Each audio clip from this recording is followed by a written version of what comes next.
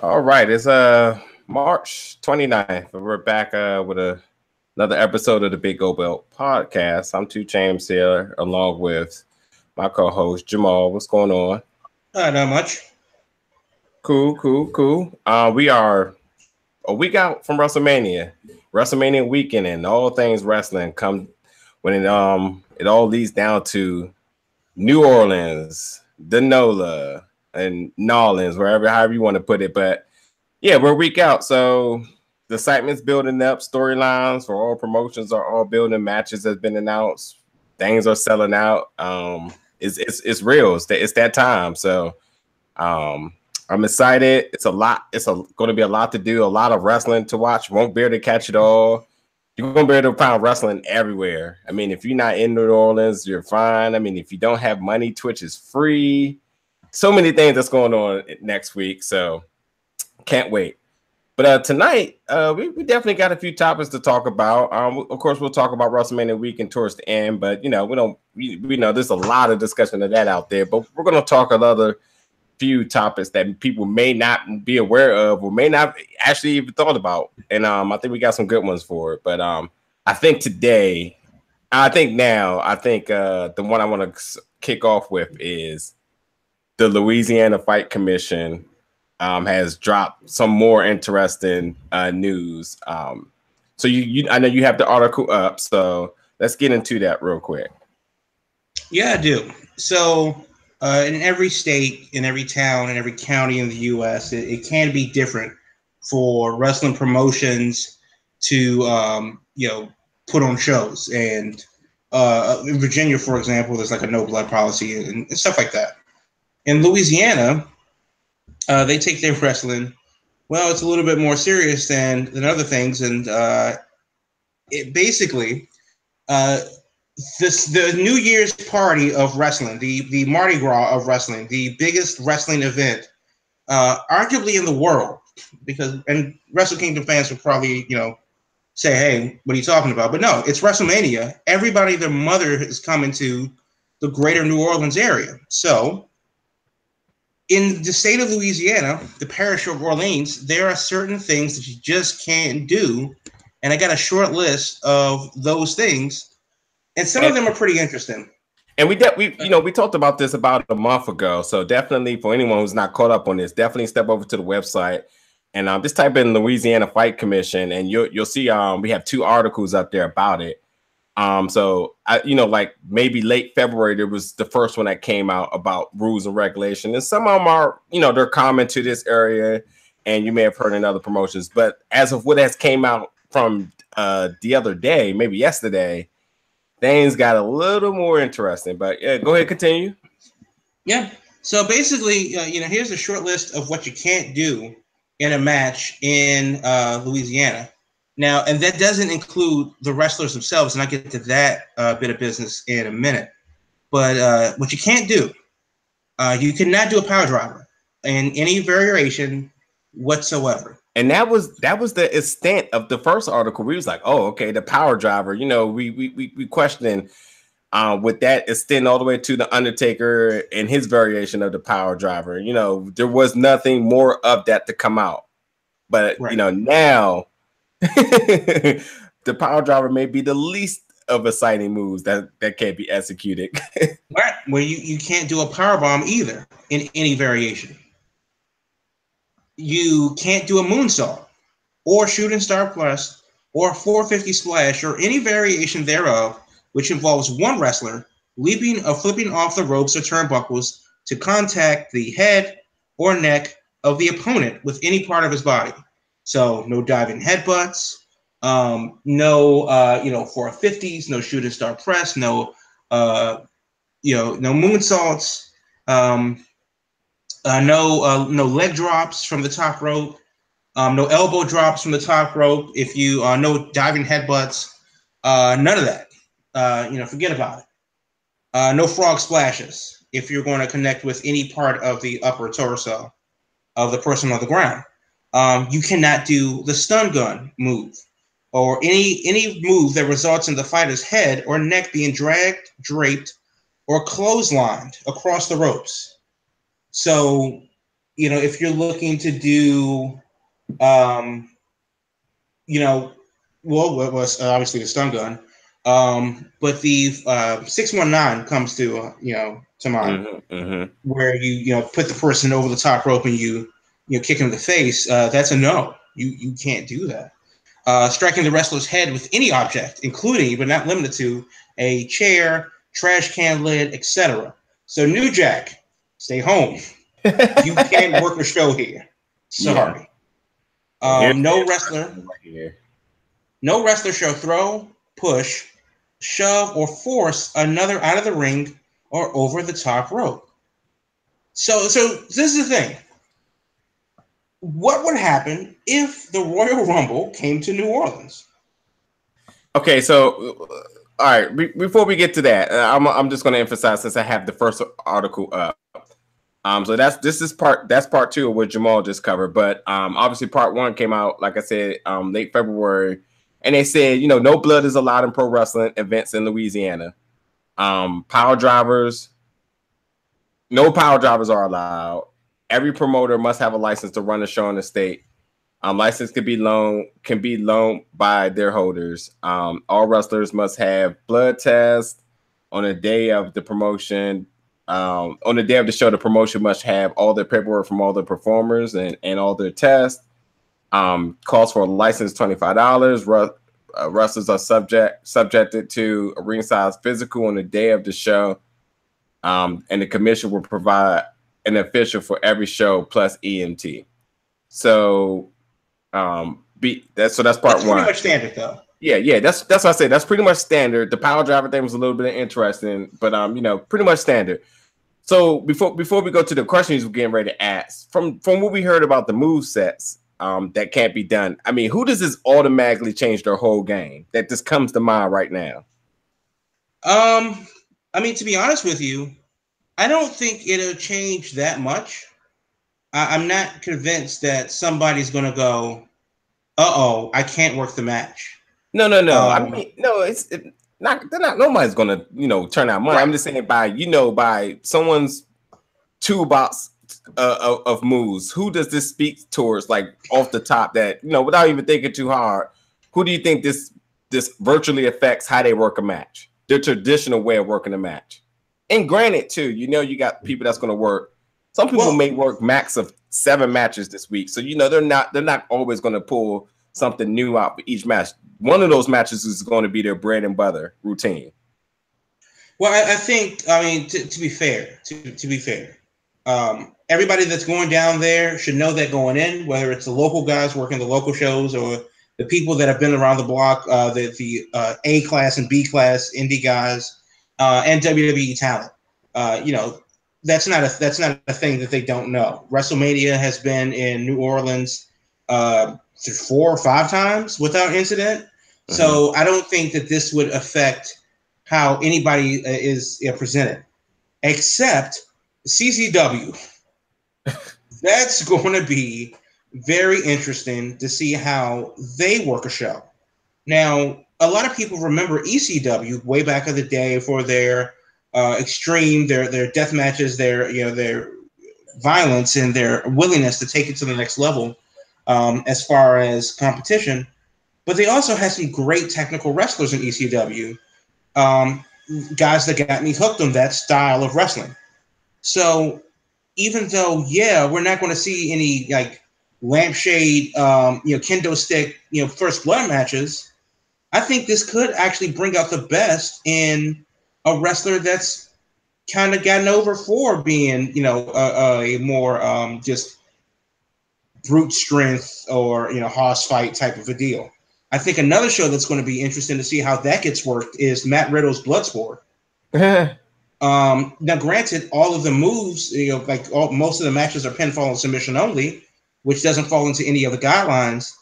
But I just throw my 10 cents out there. It's going to be the first show of shows out there. Thursday at 6? Yeah, I think so. So you can believe that last bottom line of as the Louisiana Fight Commission will have a representative at the match. Will 100% be at that one. They will definitely. Everybody's going to be there. They're going to have their own table. Yeah, you can bet you that one. But Right. I will say this though, as much as we, I was focusing on the moves in that last question. Number 6 of the list, of no wrestlers shall push, shove, or force another one out the ring over the top rope.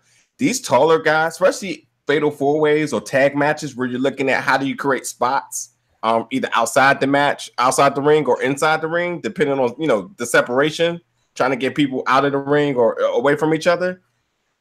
A tall guy's not technically going under that middle, going under the second, going over the second or under the first.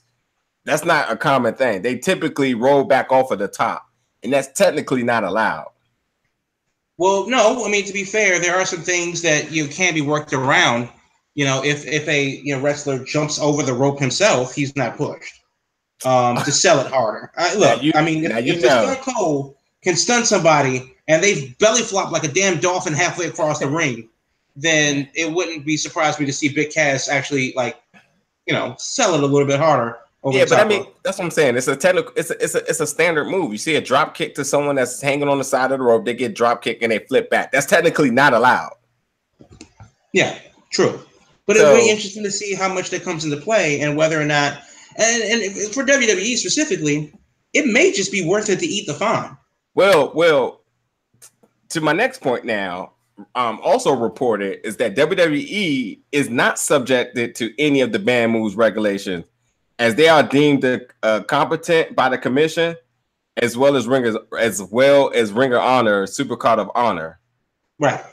So they're getting passes. So in other words, then what this basically says is that Ring of Honor and WWE are considered the major league of professional wrestling.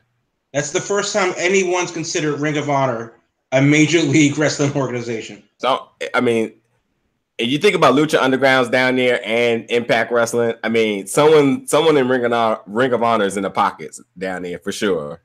Well, hey, look, I mean, like people sleep on Ring of Honor, but they are backed by Sinclair Broadcasting.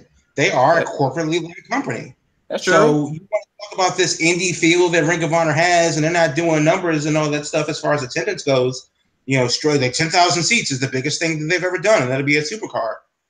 Ring of Honor is backed by money, which is surprising that they haven't stepped their production up. So you still consider them the 2 or the 3 in professional wrestling?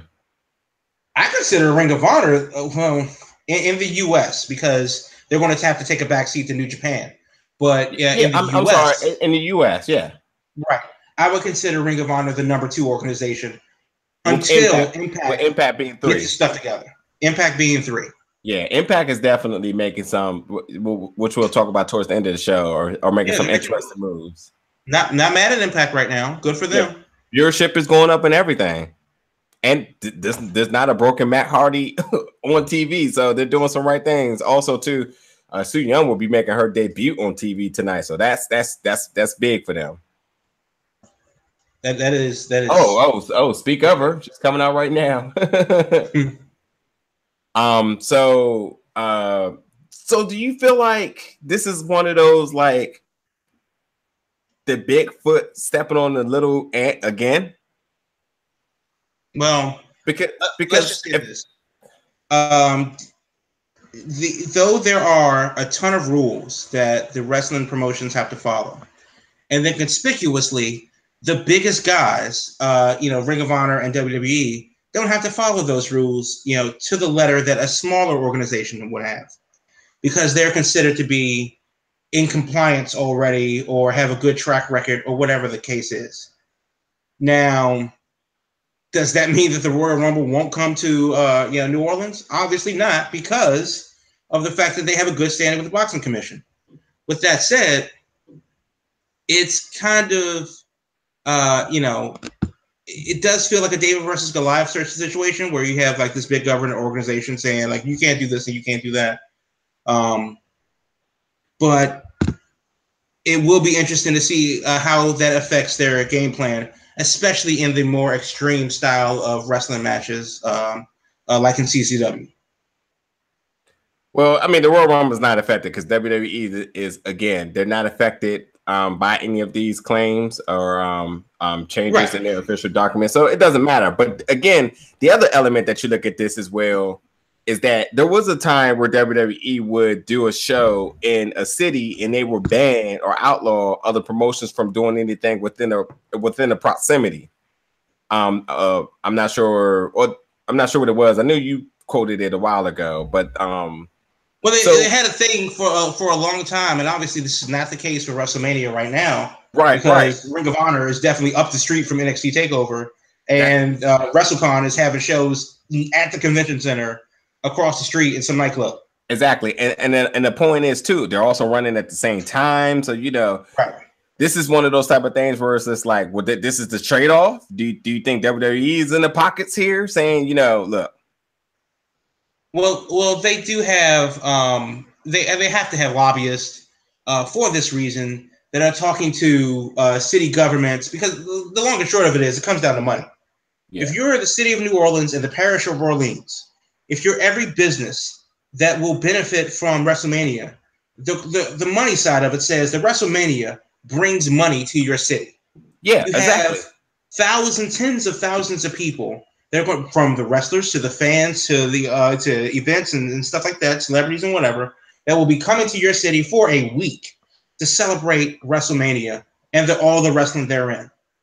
So you tell me that the state of Louisiana is going to say, yeah, well, you can't have WrestleMania here because you want to do a first blood match.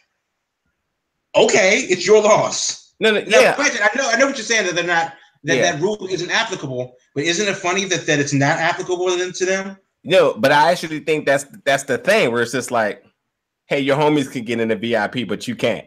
You know what I mean? Right, so because they make calls, they make money moves and talk to the right people. That's what I'm getting at here. I'm like, they know. Look, they put in the first of all, the city put in the bid to be able to host, and then once they, the negotiations happen there. Okay, what do you give us for comment?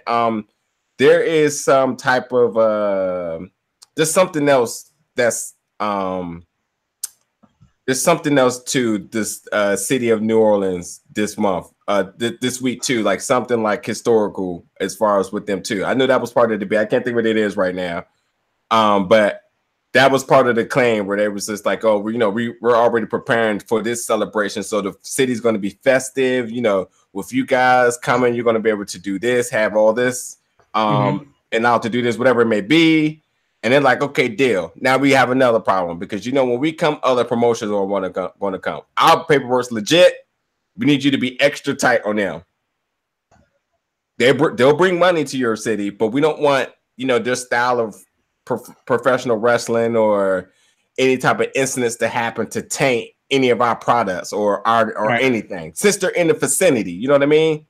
Right. Well, also, and to be fair, they just want all the money for themselves. If all of the fans could not go to, if you have to choose between Supercard of Honor versus NXT Takeover, which you'll have to do, then that is a potential loss for WWE. So one other thing I want to add to this too, while I'm thinking about it, from a source, a friend of mine also is that's out there, and then you search Twitter hard enough, you'll see it too, that a lot of wrestlers will not be selling merch out there because for the first year ever, wrestlers will be taxed on their merch sales. So that could cause problem for some of your favorite wrestlers, as well as availability to purchase things. For some of them may not be able to comply with that, or have or just may not want to deal with it. You know what I mean? Considering that this is a big part of their income. And to be able to lose money for what, 2 or 3 days in town, right? But for the amount of shows they get to work, then that may make it up for. Yeah, all day. So instead of it being one show, I hope I sell 10 shirts. I won't sell no shirts. I work 6 shows, so I did my due diligence. And some people gonna get special treatment as far as room and board and stuff like that. So unless you're going to do it on the low and at 1 a.m. pop up in the back of the trunk of your car. Oh, you know it. It's Bourbon Street. Yeah, unless you just pull up, in the rental and just drop like the bag. I got T-shirts. I got stickers. I got bubble gum. Whatever you need. So all day, yeah. So what are we talking about next, man? Or any other comments on this? So I mean, I do think it is interesting that they do have such a like moon songs. Really. Now the thing is though, obviously they're really focusing on the head. A lot of their interest in banning these moves are because of striking the head, coming down on somebody's head or upper torso. Do you think that this is actually a good thing, as it inherently protects the wrestlers from lessens the potentials of concussions? Daniel Bryan coming back is obviously a big deal as far as the fans go, but now the New Orleans says that the head must be protected, in that you can't touch it. Is that part of it? You know, concussions is absolutely the highest priority in every sport right now. Unless it's not. I mean, don't get me wrong. The health and welfare of the talent should be the highest priority. Yeah, no. Ask Earl Campbell if it is. No, to your question, exactly. Concussions is absolutely the highest priority in every sport right now because there's an extensive amount of science going laterally in every sport to figure out the causes of CTE and preventative measures for. Shout out to Gunnar Miller. Yeah, preventative measures for head collisions and stuff like that. So, you know, there is absolutely way other things to worry about for sure. But concussions is right now of the most. It rolls off the tongue easily when you speak of an injury to someone in the sport. You know, back in the day, the biggest injuries was ACL, MCLs, but now it's just straight up concussion. If someone's out, or if there's there seems to be a delay on the play or some sort, you're like, oh, that's a concussion. That person's leg could be completely broke, but if they're down, you're like, that's a concussion. That's just what it is. That's where we're at right now with it. I think, again, for safety measures for the state of Louisiana, because I have no clue, like the legal issues or actions that could be taken towards the fight commission or anything or whatever it may be. I think the biggest thing is for them to say we're playing this super, super safe. You know, some of you guys got 1 match, some of you guys got 6 matches, but are well over in your career 10 years. So you know how to work it. Point blank. Point of the matter is we don't want no liabilities. We don't want no fatal injuries because we're just not equipped for that down here in New Orleans. So I think it's a smart thing. I don't think it's ignorant or whatever type of bad taint that they can get for wanting to do so. I just think it's just a really safe thing for them to do, considering how much wrestling is going to be in that city for the weekend. Right. No, I definitely think that it is. Now the question to you is, New Orleans, I don't think they have no big promotions coming. I'm not going to say big, but I don't think they have any indie promotions that are like, you know, well on the map as far as people working. I mean, to be fair, they do have some local, a local promotion that is a part of WrestleCon, I believe. But if you're going to be like, give me your top 10 indie promotions in the country, right. That's what I'm biased from aside. You're not going to. I'm not hearing anybody coming out of Louisiana. That's all I'm saying. So my point is, do you think New York, New Jersey takes the same actions next year? Well, I think that will be up to the state of New Jersey because that's where the WrestleMania will be. It will be interesting to see if New York, New Jersey, and Connecticut all fall in line with similar. And to be fair, I don't know what the differences is between the tri-state area of New York City and New Orleans is in comparison to the wrestling rules. But it will be interesting to see if like people do shows in New York City instead of New Jersey, or in New Jersey instead of New York, because of the rules being what they are. Oh, that's my point. Number one, my first thing I was going to say is New York and New Jersey has more of a familiarity with promotions being ran regularly out there, so they're no stranger to this, and they're welcoming it because they frequently operate week to week with big shows, with big tandem of shows too, Yeah. So just like your Progress weekend, you had 3 big shows out there. I mean, on a small scale, if you close your eyes, that could have been a WrestleMania weekend if you realize that one day you had to evolve or progress in an evolve versus progress show, if I'm not mistaken. Well, I mean, to be fair, I mean, though that was a thing, and that was like 4 shows in 3 days, 4 shows in 2 days actually. But this weekend, this year will be another SummerSlam in New York, and the New York, New Jersey area will be getting WrestleMania this time a year from WrestleMania this year. We don't really hear about those things. We're like, hell, CCW is based in New Jersey, but outside of Philadelphia.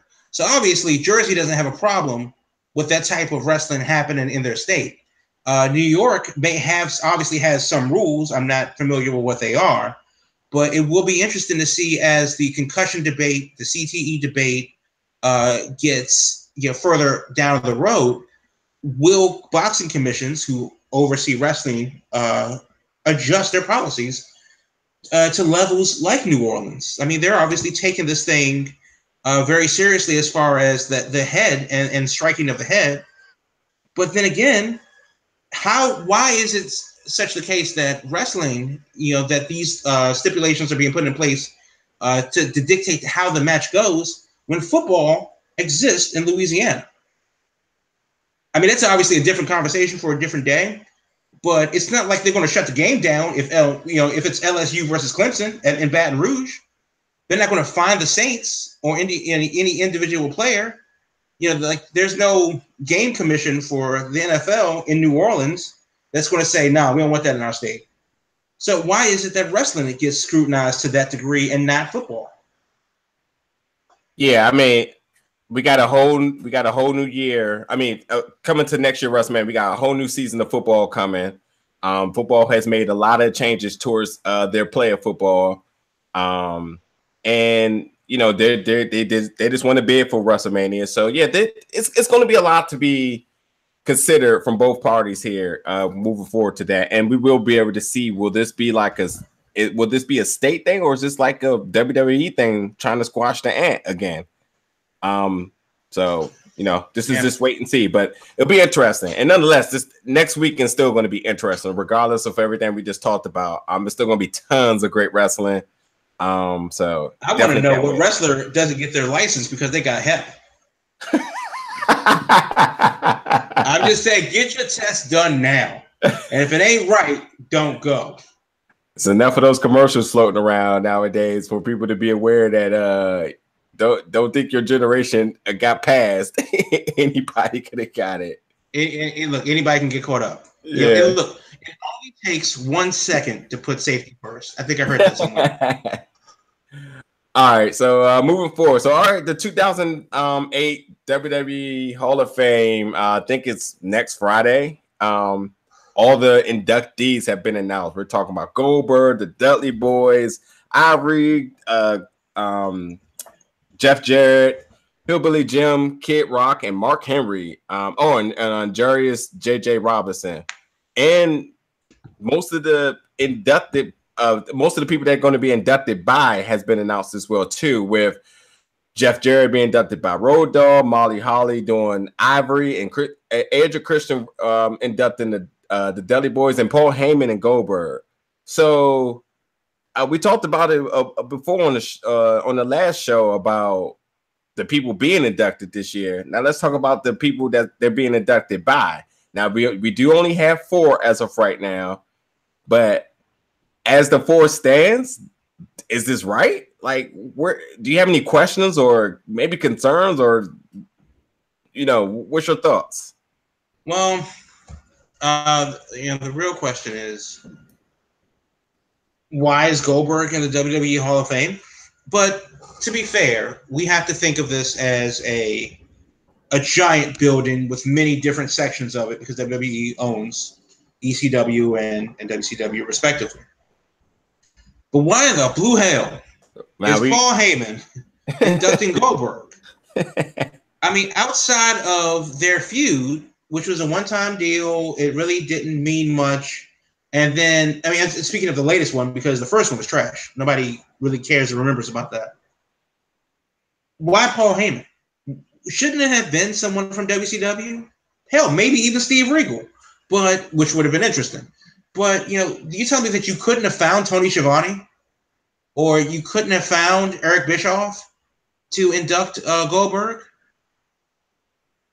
I mean, I don't understand. I think it's an opportunity missed for like a classic WCW reunion. And to your point, the reason why he is inducted him is apparently because of the reasons you said. From the Wrestling Observer newsletter, they basically were saying that Paul Heyman is inducting Goldberg this year because Paul Heyman was an instrumental figure in the Brock Lesnar versus Goldberg storyline heading into WrestleMania last year, which apparently a large portion of Goldberg's material was basically helped out by Paul Heyman. And they also develop a personal relationship. So I will say this. That's utterly BS. I agree with everything you said in the first time. I mean, shoot, let Sting induct him. He's still currently signed with WWE, I believe, on the Legends contract. It made sense. Those two people held WCW all the way above water and were pivotal figures in the Monday Night Wars. I just don't see how that's not the person to go here. Shoot, Kevin Nash could have been a person. Kevin Nash would have been a great person. I think Big Show would have been a great person because honestly, that was like the first time that. No, I'm seriously. No. I'm just thinking. Eric Bischoff is the absolute person for this. No, I mean, I said Bischoff. I said you tell me. Yeah, you tell me that you can't find Bischoff and his ranch in Wyoming and go get him saying a nice couple words about Goldberg. I mean, he just did some WWE specials for them and stuff like that. So I do not like that pick. I just don't. And there has been times in the past where there was just like, you hear a big name such as I'm just gonna throw out DDP for right now, and you just which would have been another one to induct Goldberg. Huh? Yeah, you're right. You're definitely right about that. Matter of fact, Eric Bischoff inducted DDP. Well, he's working for them at the time. This was last year. You're right. So, but I'm just looking back because I know there was some at some points where I was just like, really, this is the person that you wanted to pick? Okay, Ric Flair did this thing. I can get with that. Yeah, totally makes sense. Yeah, but Jake, yeah, that makes sense. But yeah, there's just some that like Ultimate Warrior and Lyndon McMahon. That's that one right there was like Vince. That should have been you. That should have been you. Yeah. So, but realistically, we have Goldberg in the WWE Hall of Fame. What do you think he'll be remembered for more? His run with Brock Lesnar and giving himself a concussion on Raw by banging his head into a concrete wall, or his 10-year run in WCW where he was, hotter than the 4th of July? Come on now. No one remembers Goldberg in WWE. And although he was there last year, no one remembers Goldberg from WWE. Matter of fact, honestly, it would be interesting to see what the video package is that precedes Goldberg's entrance, because I think they're going to bury his WCW career. No, I don't agree with that, because when they brought him back, when they brought him back, they showed a lot of his WCW stuff, and they did give him the complete promo package that he deserved. Now that that's done, and he was champion, and he had a Survivor, and he beat Brock Lesnar in longer than it took for me to piss the Survivor Series, and then he had his kid in the ring and did the whole thing. He basically had a 10-year career in about 6 months in WWE. At least that's how I think the video package is going to sell it as.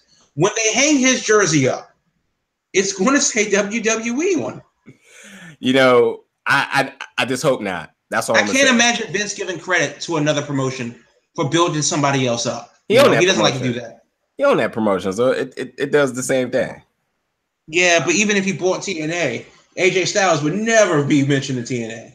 If he bought TNA today, Kurt Angle would never be mentioned in TNA. I actually think at some point Matter of fact, which I also said on the last show, I actually think after Jeff Jarrett gets inducted, that we will see some TNA footage. I absolutely believe that is going to be. I really hope Jeff Jarrett wears the Global Force belt to the Hall of Fame. Too bad the Global Force belt is still on Global Force with it being covered over with Impact on it. It looks like a sticker. Cannot confirm. I really want to know. I really want to know. I really do. It looks like a sticker over it, and I just really want to know. But other than Paul Heyman, Edge and Christian and Dudley Boys, you agree? Sure. Cool. Molly Holly and Ivory? Sure. And Road Dogg and Jeff Jarrett, which I wasn't sold at first, but I didn't know their history. They put it all out there on Twitter. It makes perfect sense. I can't wait to hear the story behind that. Sure. And Mark Henry being inducted, which we didn't know from the last show, now being inducted. Thoughts? I mean, just because you had a long career, does that make you a Hall of Famer? I'm not entirely sure. I'm not really sure that Mark Henry is a Hall of Famer. He wasn't really first to do anything. He does. He is an Olympian and all that good stuff. He does have a couple medals. I think he was like a one-time heavyweight champion for him to be such a big guy. But when you think of the Attitude Era and you think of all of those guys that came after that, Mark Henry's been there. Can't take that away from him. But is he Randy Orton? No. I mean, obviously he's not John Cena, and John Cena's owned the last decade. But is he Randy Orton? No, I wouldn't put him in that category.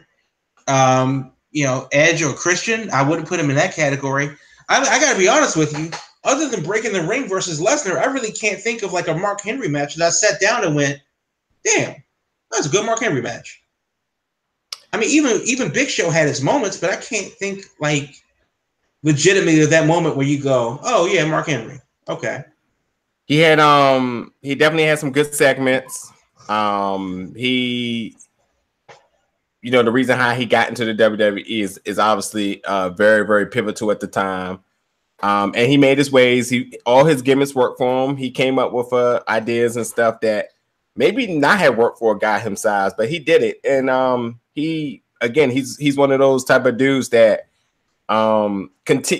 continue to stay relevant. I mean, granted, if he had been 10, 15 years younger, he'd be in the New Day right now because he has that persona. I mean, quite frankly, if you look at the New Day, those are many reincarnations of him.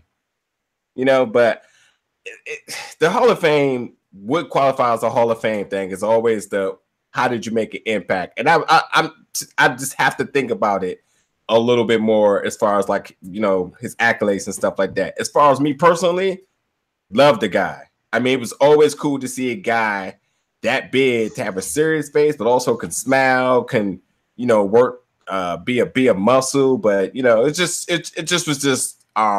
was inspirational as a kid coming up just to see him do something like that. So, and I was also a big Viscera fan too. So, I gotta be honest with you. Just like to be completely honest, I really didn't watch WWE as a kid. I don't now. But so a lot of his career, I didn't really catch. So that whole Attitude Era and all that good stuff, I can honestly say that I missed a lot of it. With that said, I can't think of, a time where you go, oh yeah, that was the Mark Henry era. I don't hear him in that conversation. I can't think of him in that conversation. You think of the Nation of Domination? No, you don't. Because for me, even though Farouk was in the Nation of Domination, so was Henry and D'Lo later, and the Godfather later. But the Godfather, I know of the Godfather. But that's obviously everybody knows The Rock. Everybody knows D'Lo Brown, Farouk and the AP, and then Mark Henry. Doing things later, but it's just a preference because D'Lo, cool, he was there, but I actually enjoyed D'Lo better when he was protective vest on his own D'Lo, and I also preferred the Godfather with the Ho Train outside of the Godfather in Nation of Domination. Mine was absolutely Farouk and Mark Henry, without a doubt. So it's just again it's a very very and he was a world heavyweight champ. We can't forget about that. He was that. And he was a European champ too at the time, but and he gave he got what's the face pregnant and gave birth to a hand. No one's ever done that. So thank God. All right, so what are we moving on to now on the third topic? Okay, real quick. Let me just say that Mark Henry, he was a one-time European champion, one-time ECW champion, one of the last ones, ECW champion, and a one-time world heavyweight champion. I'm not sure if those numbers hold up. Or a better question is, do you think Mark Henry should have gone in before the Big Show? I'm not even getting into that. I'm just saying, and I'm not saying that Mark Henry shouldn't ever be a Hall of Famer, but he definitely shouldn't be there before Owen Hart. Yeah, I'm not getting into that. We did a lot of that last week. Not getting into that because that's a forever ending. It's definitely worth a whole show worth of legitimately putting down notes and everything. But it's definitely a whole show worth of discussion there. True, because there are a lot of names that they don't even talk about anymore that are definitely worth the Hall of Fame discussion. Yeah. Speaking of Hall of Famers, let's talk Hulk Hogan for a little bit. Now, we're not going to get into the whole deal about Hogan coming back and whatever. I personally don't care. I think that it was unfortunate that he was unknowingly recorded having a candid conversation. Whether you agree with the words used in that conversation is your personal preference. But the bottom line is Hulk Hogan could come back. Hulk Hogan is a hero to some because he put a whole porn business out of business. Well, that's no hero of mine. That's not he's doing it wrong. It's like, Hulk, what are you doing, man? I thought you he put the whole he took all that money and then sued them again. Hey, got a movie made about it. Yes. But realistically, though, the fact that they're mentioning Hulk Hogan's name after he was dead to rights for WWE for a couple of years. Yeah. Which is whatever. I mean, obviously there's money to be made off Hulk Hogan, and Vince would definitely do some strange for some change if it makes money for him. But if Hulk Hogan gets to come back after his status in WWE, is there a place for Chris Benoit ever? I mean, here's my thing. Here's the general question is: Hulk Hogan's in return. It's speculation that Hulk Hogan may return. WWE is saying there's been talks, then there's been articles coming out there that it hasn't been talked. There's no plans for him to come back. He's a very controversial figure considering of the recent bad stuff that has been attached to him. But no doubt he's one of the most iconic names in wrestling, period. And there's plenty of revenue to bank off of him. But the fact, again, like you said, his name is being thrown around in this again is just like, huh? Right. Yeah, you guys are opening up the floodgates for someone of this statue to maybe work again.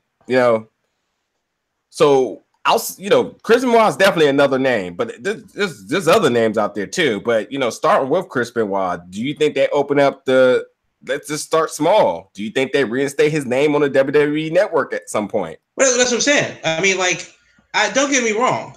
I'm not comparing Chris Benoit. I'm comparing Chris Benoit and his legacy. No, it's just straight up controversial.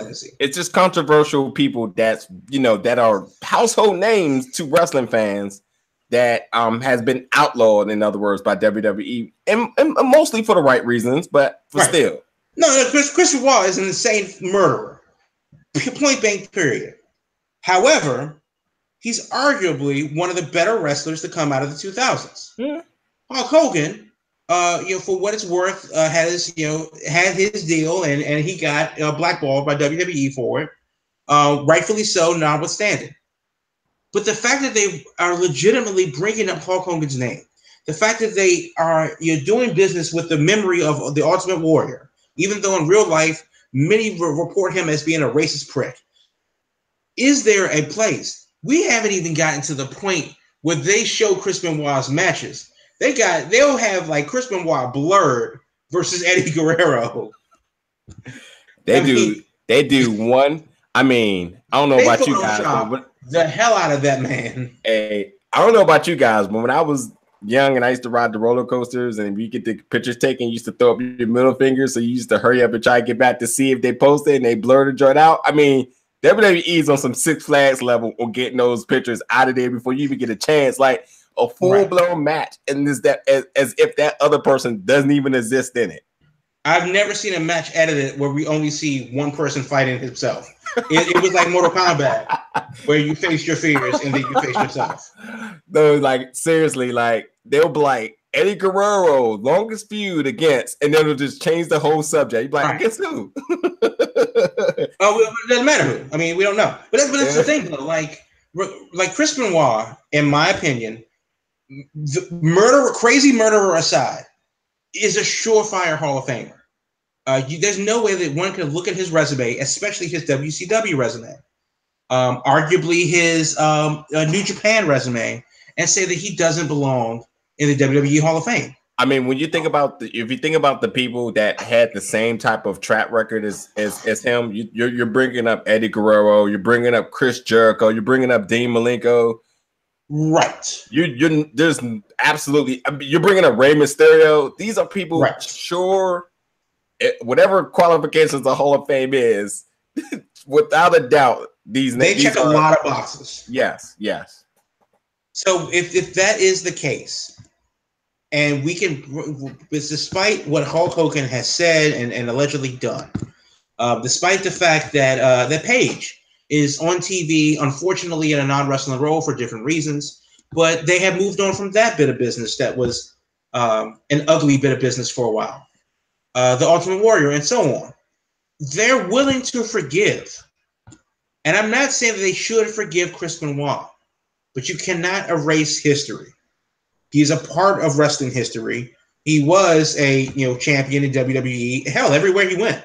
Yep. And I think that, especially since WWE owns, most of popular wrestling in North America, you kind of got to give the devil his due. So I'm not saying he should be in the Hall of Fame next year or even ever, but at least let his face be shown on the network. Can we get that? Can he start like wrestling like THQ Man versus Eddie Guerrero? We know damn well that's Chris Benoit. Look, here's my thing. They're going to have to sneak that in at some point. I think there has to be a way. It won't be nothing big, but I think they start by someone's promo package or something being included. Like, you see how Hulk Hogan is sneaking back in things slowly but surely. At some point, Eddie Guerrero will be fighting Chris Benoit, or they'll call him CB. Whatever they're going to do, somehow, one way, he's going to sneak up in there, and I think that's a good start. But I mean, shoot, Moolah almost had a whole tournament, Battle Royal named after her. So, Yeah, I mean that is true, and obviously that changed, but still. Yeah. But any other names that come to mind? I mean, we talked about this pre-show, Chris Benoit, but any other controversial names that kind of fit into the subject? Well, obviously, I mean, I think the biggest name out there is China, and that's kind of been talked to death. It's a hideous double standard that prevents China from getting her posthumous due. Yeah. It will be interesting. Well, right. That's just It will be interesting to see if CM Punk, considering Daniel Bryan's run in WWE could largely be attributed to the run that CM Punk had. He followed the same footsteps and got to where he is. And I'm not saying that Daniel Bryan is a Hall of Famer.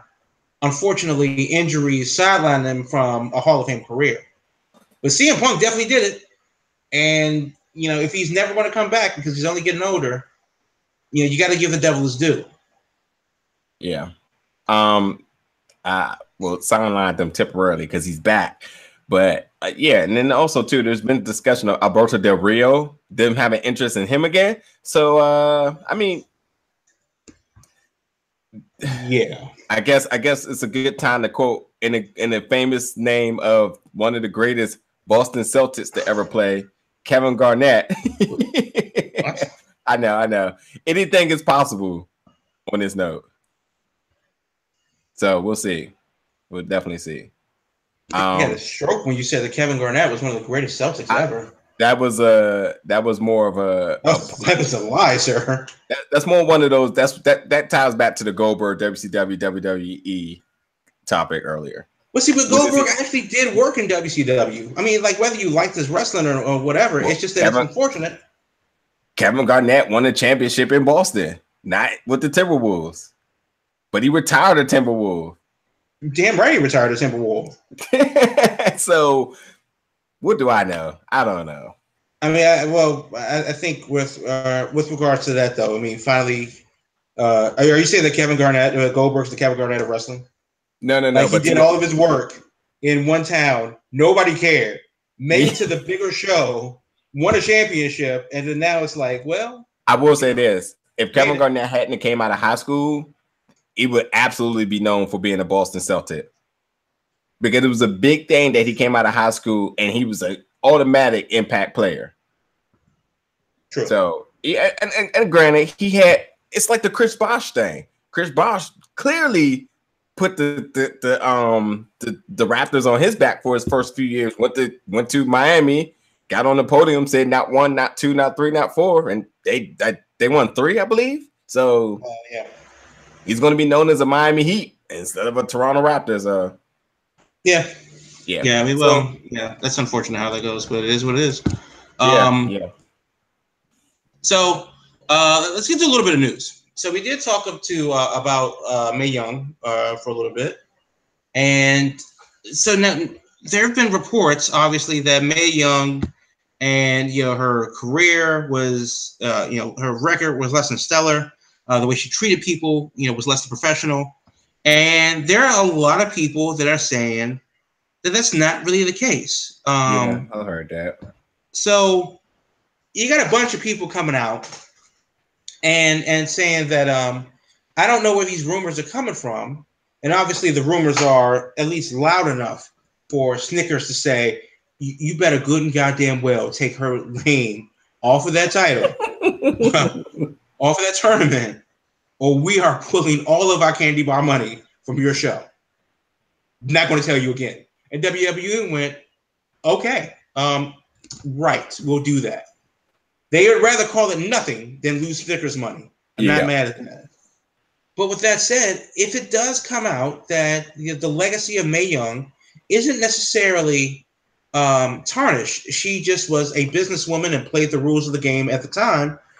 For example, Tex Green, real name Susan, she said that she signed a contract and she got and Mae took a 30% cut, which was obviously high,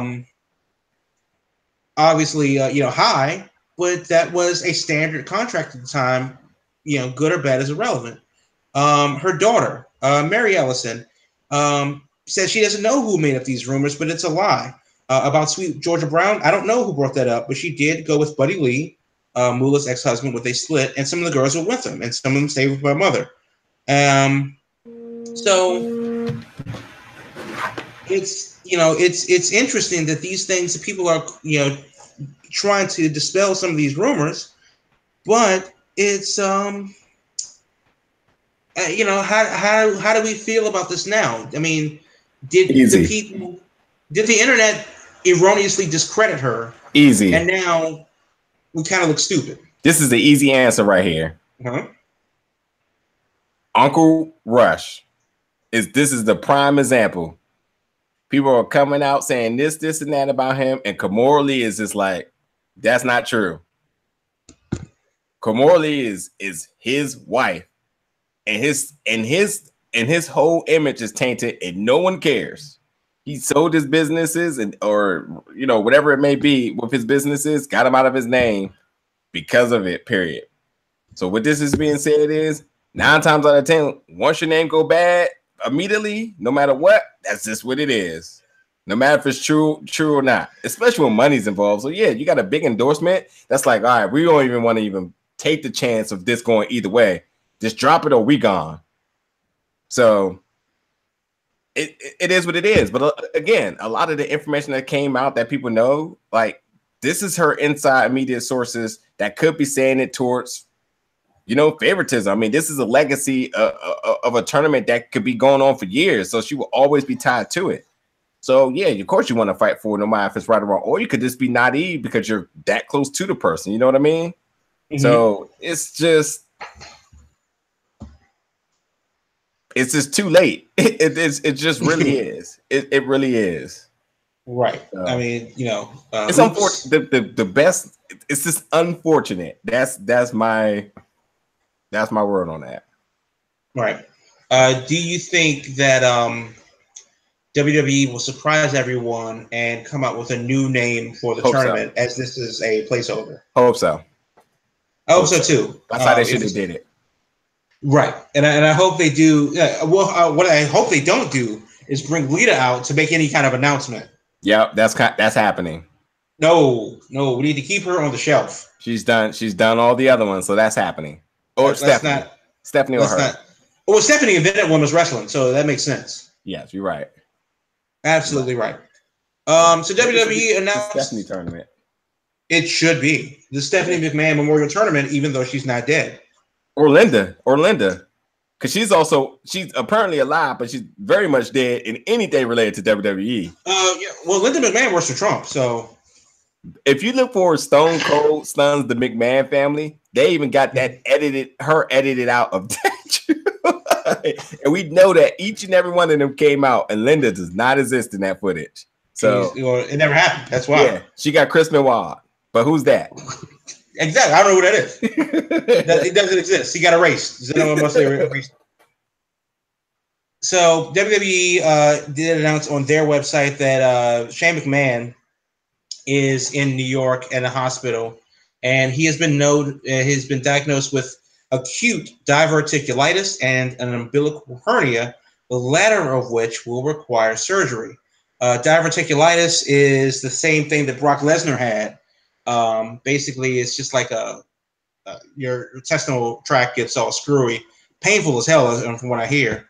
But needless to say, the hernia surgery for Shane McMahon is going to keep him down for a little while. And of course, the timing could not have been worse, as we are, a week away from WrestleMania and the payoff for the Kevin Owens, Sami Zayn situation, and Daniel Bryan being inserted into that match. That's just unbelievably bad timing. But now that Shane McMahon's going to be on the show for some time, I can't say when, I'm not a doctor.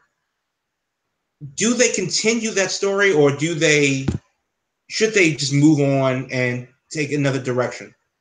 They say he's going to be ready, so they just keep going with it. I was really hoping they would be able to. No, they're going with it. It's too late. It's a week out, so you got to go with it. And Shane McMahon is he's not going to wrestle. Huh? There's no way he wrestles. Yeah, they're saying there's no week after hernia surgery. They're saying there's no plans of nixing that of it, and even the segment on SmackDown, they said Brian came out to saying that he's hurt, but there's confidence that he's gonna he's still gonna do it. So he's insane. I mean, that's that's I don't know. Yeah, I don't know. Did you see Strong Style Evolved? I did. So, Jim Ross got a lot of flack for his commentary. I don't particularly understand why, but he did respond to some of the flack that he got. To be fair, with all due respect to Jim Ross, he's not really a New Japan guy. I know that he's been dubbing basically the New Japan matches, but realistically, when I think of New Japan in English, I think of Kevin Kelly and someone else. Steve Corino, really? Steve Corino, yeah. But definitely Cyrus the Virus or Don Callis, has been a good stand-in. Yeah. I think of those guys, not Jim Ross and Matt Stryker or whoever the hell they got. So Jim Ross says that and I quote, "I read some of the criticisms about my work and the broadcast in general, But essentially, people want the diehards who follow New Japan World want their team. They want Kevin Kelly and Don Callis to do the show. I don't blame them. I don't even get mad about it. The only thing that gets frustrating is when you have wrestling fans who've got like 40 followers on Twitter tell you that your career sucks, that you should be dead or not on television. It's kind of crude. I don't think it's necessarily. I don't feel necessarily for not knowing the name of a certain hole. I have a pet peeve about that deal, to be honest with you. A body slam is a goddamn body slam. You can give it 18 different names to sell t-shirts, and that's fine. And I don't care because to me, it's a body slam. We find ourselves talking about this variant or that variant and worry about not pissing off the talent because we didn't give their hold a name or use the name that they want to use in their marketing. I find it almost embarrassing to be quite frank about it.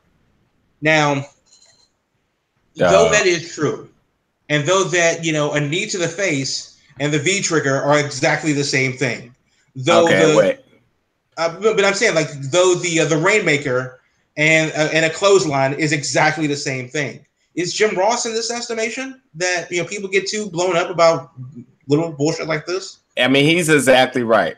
When I get it. Twitter, you can type whatever you want, even if you misspell it, like I frequently do. But who's counting? I am. The point of the matter is that he shouldn't be so critical about what others say. He's been in the game. He's absolutely legendary status in calling commentary, and he's going to call it the way he want to call it. I mean, again, you don't like Morrow because he uses a lot of pop culture in which I do. No, that's not true. That's not true. I don't dislike Morrow. I fucking hate him. Okay, whatever. There's a difference. Yeah, whatever. And then there's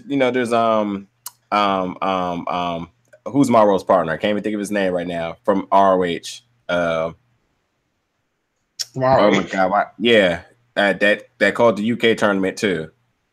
Nigel McGuinness. Yeah, Nigel McGuinness, who I wasn't a big fan of originally, but nonetheless, my whole point is that you're gonna like who you like, and you're gonna go with whatever you are accustomed to and whatever the feel.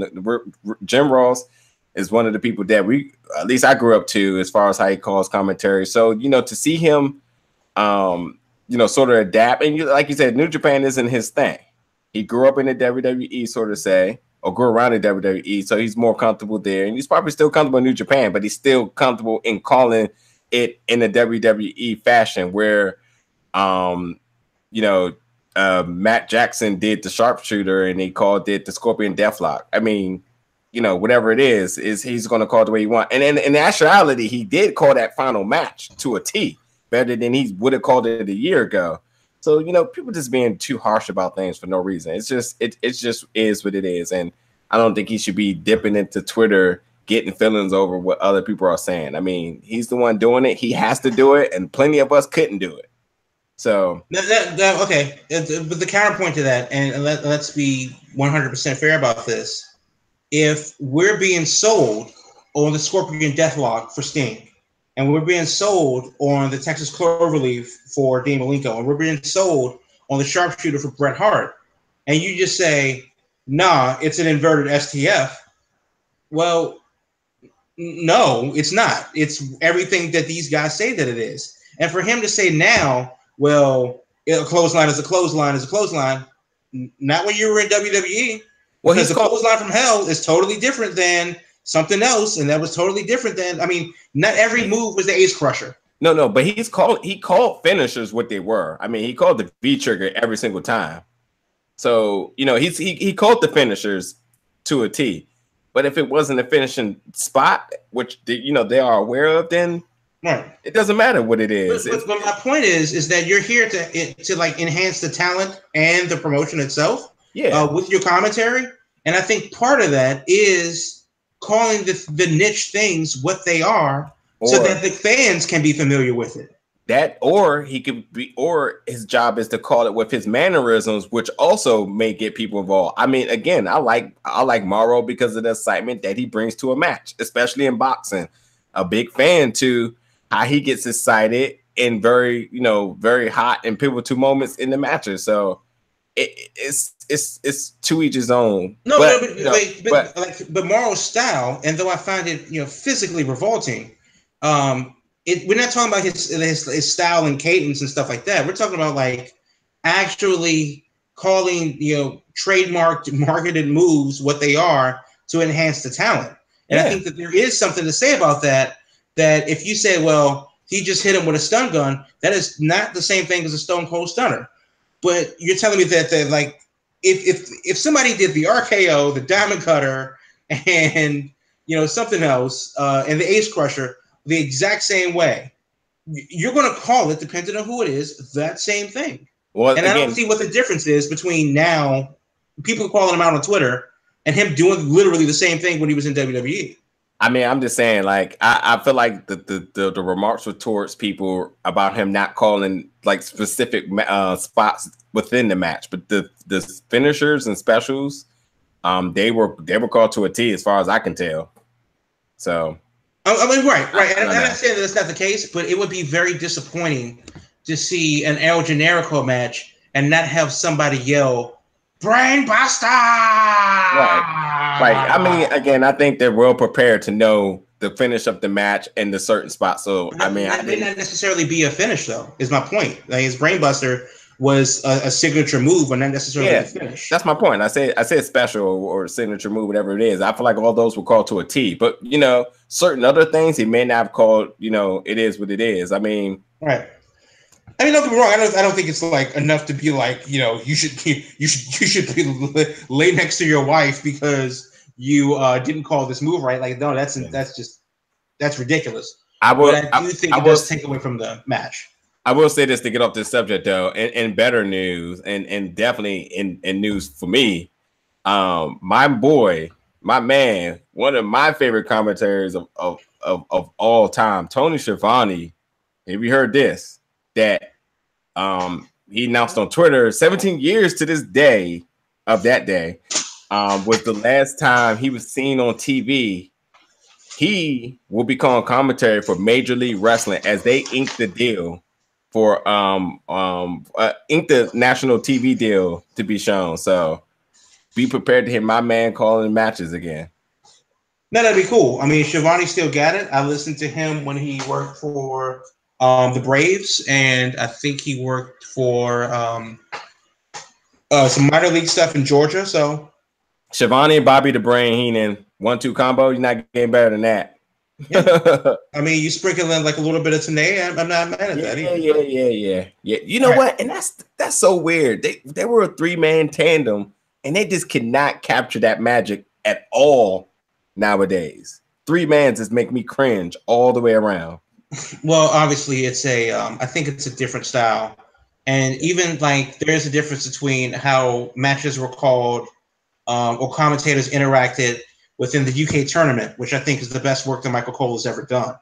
And that's a hell of a difference from his work on Monday Night Raw and WrestleMania, where he's literally reading from a script. I always hate him for that. And I think the way they cover things in NXT, which allowed Corey Graves to like come into his own personality and develop himself as a commentator, I don't think he would have gotten that shot on Raw, where they're just grooming the next Michael Cole. And, it's very formulaic on Raw, and that seems to be by design. Whereas on NXT or in other shows, you can develop yourself a little bit more, and arguably that's probably what it's for. So let's keep moving real quick. PWG has announced that they are leaving Reseda.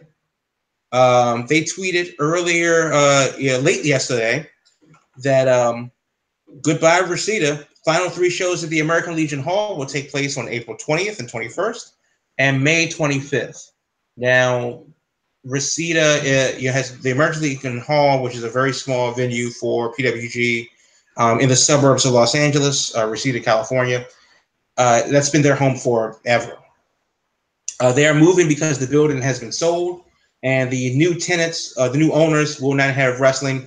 So they are going to be moving to the Globe Theater, which I believe is in downtown Los Angeles, for the considerable future.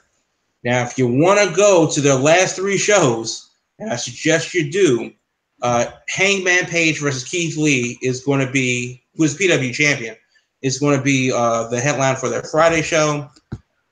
Keith Lee versus Jonah Rock versus Walter in their Saturday show, and no word about what's going on for May. But it's shaping up to be a couple nights in about a little bit more than 3 weeks from now for PWG's final show in Reseda, which is actually it's a pretty big deal. So good for them for expanding, even though they really said that they don't want to. Now, lastly, Bobby Lashley. Let's get into this deal with the UFC, Fox, and WWE. Apparently, word has come out that Fox and the UFC, they haven't really come to an agreement, or aren't even close to coming to an agreement with constructing a new deal, which obviously leaves the door open for WWE to slide into Fox's spot. Now, that would also explain the traction that they're getting with Ronda Rousey. That would also explain, obviously this is WrestleMania season, so that's a big deal for WWE. And to be fair, it's an interesting offer that Fox really can't refuse, because the UFC and WWE, their ratings aren't comparable. WWE are doing numbers on a regular basis, where UFC only has one big show a month. So again, I'm all for it. I want to see the WWE on Fox. I want to see The Miz and Shannon Sharp, and Skip Bayless on Undisputed. I want to see John Cena on Fox NFL Sunday, the whole deal, and a 2-hour Raw on Channel 5 before the 10 o'clock news. I'm all for that too. So it's looking like it could happen, but obviously that everything remains to be seen. And of course, Dave Meltzer is sitting in on the proceedings, so he has the word on everything, and he says that Raw could go to 2 hours on Fox and SmackDown to Fox Sports 1. But I hope it happens. The very last thing is just a question. John Cena's been calling out The Undertaker, and it's not a matter of if or when it happens. The bottom line is should it happen? And if John Cena versus The Undertaker doesn't happen, what should John Cena do for WrestleMania? I can't believe you even asked me this. It's going to happen. That's it. No. That's it. I mean, obviously it's going to happen. I don't think it should. I think that The Undertaker should come out and officially retire and announce himself as the last entrant in the Hall of Fame. And that would shock the hell out of everybody. If he did that. But what do you do with John Cena? I mean, we saw how he looked last time, which was not pretty. Dude's 187 years old. John Cena's looking to get out as well. What do you do? This isn't really a match that you can build in a week. And I'm not confident, based on the Undertaker's last 2 or 3 performances, that this has the selling power. That people are people going to be hyped for the Undertaker again? Yeah. After he nearly died in the last match? Yeah, he redeems himself in New Orleans, the place where he lost against John Cena. John Cena comes out in Raw and he gets upset, becomes whiny John Cena again, and then he goes on his hiatus for a while. So, yeah, that's it. It has to happen. There's no other option here. No other option. How unfortunate is that? But that's the news for this week. That might be the show for this week too, because that's all I have. So, again, WrestleMania is next week.